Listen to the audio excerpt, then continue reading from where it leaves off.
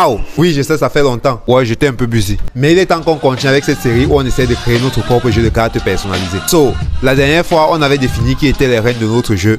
Maintenant, on vous a fait faire un sondage pour définir qui allait être les rois. Et les personnes qui ont été choisies comme représentation des rois sont Tony 237 pour le roi Macabo rouge, le Dawa pour le roi Macabo noir, Greg Ondobo comme roi arachide et Francis Ngannou comme roi biscuit. Sauf qu'il se trouvait qu'il y a un problème.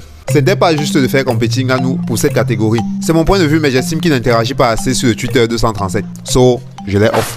Et à la place, j'ai décidé de mettre l'un des tutos que moi j'aime le plus sur ce réseau-ci, qui est Fabrice Basta. En fait, je sais pas comment vous expliquer ça. Lorsque nous sommes en train de décider de qui est-ce qu'on va faire compétir, on oublie les meilleurs gens. Et c'est ce qui est encore arrivé. So, avec ça, on a nos 4 rois. Il était temps que je travaille sur le design des cartes à proprement dit. Cela passait par la représentation des icônes du jeu. Durant mon benchmark sur les jeux existants, je me suis rendu compte qu'il existe beaucoup trop de manières de représenter un cœur ou un trèfle sur un jeu de cartes. Certains d'entre vous m'ont proposé en commentaire de mettre à la place des icônes habituelles de vrais macabos et des vrais arachides. J'ai trouvé l'idée vraiment funny, mais c'était encore trop... c'était encore trop... Parce qu'au vu de mes personnages qui étaient à 13 illustrations, je voulais aller dans quelque chose de très simple. J'ai donc fait un carré que j'ai retourné pour faire mon biscuit. J'ai dupliqué mon biscuit, ajouté 2 ronds pour faire mon macabo rouge, que j'ai retourné puis ajouté une petite queue pour en faire un macabo noir. Pour former l'arachide, j'ai pris 3 ronds auxquels j'ai ajouté un demi-biscuit. Non, en fait, j'ai pris 4 ronds. Et mes 4 icônes de base étaient prêtes. Plus une autre version de l'arachide qui me tente aussi. Je pourrais donc passer aux versions finales de mes cartes. Et comme on l'a dit la dernière fois, ces cartes sont conçues pour être tenues dans un seul sens. Leur design doit donc être pensé pour forcer l'utilisateur à tenir la carte à l'endroit. Ma première carte étant donc prête, je devais me dépêcher de travailler sur les 51 autres parce qu'il y avait encore le carton et le dos de cartes à designer. Internet, j'ai trouvé le template d'un deck complet de cartes sur lequel je pourrais venir remplacer au fur et à mesure avec les miennes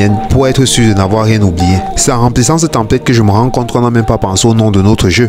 Vous pourrez nous proposer des noms en commentaire, mais je pense aussi qu'on a aussi une autre idée géniale qu'on aimerait ajouter au jeu. Mais ça, on en parle au prochain épisode.